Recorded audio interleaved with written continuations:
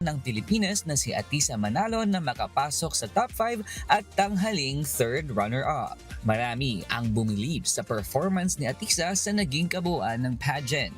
Mula sa national costume, preliminary competition hanggang sa coronation night, stand out si Atisa. Kaya naman, laking tuwa ng Filipino fans nang makasama si Atisa sa top 5 candidate na huling naabot ng bansa noong 2021. Di naman binigo ni Atisa ang crowd at nagpamalas ng galing sa question and answer portion. Sa unang round, sinabi ni Atisa na nais siyang maging simbolo ng pag-asa nang tanungin kung ano ang magiging ambag nito bilang Global Ambassador. Naging palaban din si Atisa sa pangalawang tanong kung paano niya gagamitin ang titulo bilang Miss Universe para ma-empower ang mga batang kababaihan.